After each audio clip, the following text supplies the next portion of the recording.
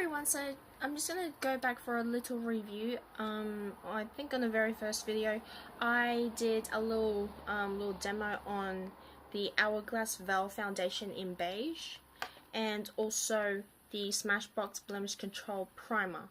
And currently I do not have a stand for my camera, which is why I'm holding it, but hopefully it's aiming at my face. I don't know if you can see, but it's been a couple of hours and it has I did not put any powder on. I just had on the left side I had the primer on the left, no primer on the right. It's just been the foundation on both of the sides of my face. But what I can tell you about this foundation is that this gives a nice little dewy like satin finish, which is really good. I like matte finishes because I have oily acne prone skin, but during the winter time I have dry patches sometimes, so I guess you could say I'm combination skin. I'm not really sure if I am, but this is actually a nice little sample. I actually do have two little samples right here, which is why they're in these little containers, and these are from Mecca Maxima. So you can find that anywhere in Westfields, but they're in selected Westfields. I found mine in Parramatta Westfields, which is there, and they're actually pretty good. The Smashbox Blemish Control Primer actually stays on very long. I actually do like this primer. I have a lot more to get to, but the Hourglass, since I had to use on the whole face for a little demo trial, I only have like a little bit left. That's not enough for the whole face, but little samples like these, you can ask for them. They'll give you a sample before having a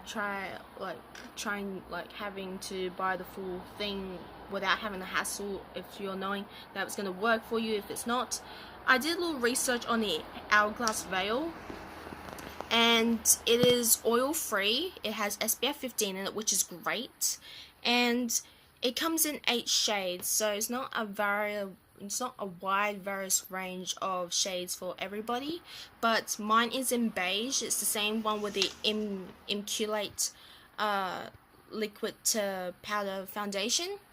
Unfortunately they didn't have that, so that's why there is a cross out of the Immaculate. There's a reason why there's a cross from there, because I originally went for the Immaculate foundation for a sample, also in beige, but they ran out, so they gave me the veil instead to try out. Both of those foundations are oil free. I'm not really sure if the Immaculate one is SPF 15. I'm not really sure. Hourglass is very new to me, and right now I don't know if you can see, but in the very first video I did a little demo for both of the samples, and kind of recorded on my little book that I have right here. It's been a couple of hours, and from what I can see, I don't really know if there is a huge difference, but what I can see from the very beginning, it was a light to medium coverage. I would say light because if you have blemishes like me, I have noticeable ones right here, but some of them are a lot smaller, so they're like down here. They're okay. But if you have any blemishes like I do, you will need to cover up with concealer. I would do 2 layers of the foundation, but since I only got the sample, which I can only do 1 layer, which I cannot do. But if you do have the bottle, which is $87 in Mecca Maxima, which for one thing, it is overpriced for one. Hourglass is a high-end brand, which is expected because of their prices in all their products, including like NARS and all that other kind of things.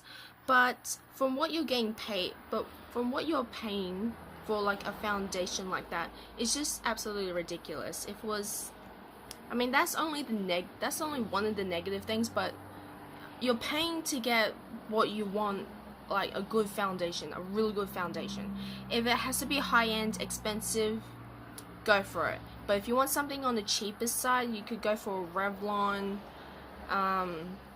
Maybelline, all that kind of stuff. But I decided to try the Hourglass one because I wanted to see if there was a major difference within like the drugstore types. But the Hourglass Veil feels like it's lightweight. It feels like you actually have nothing at all.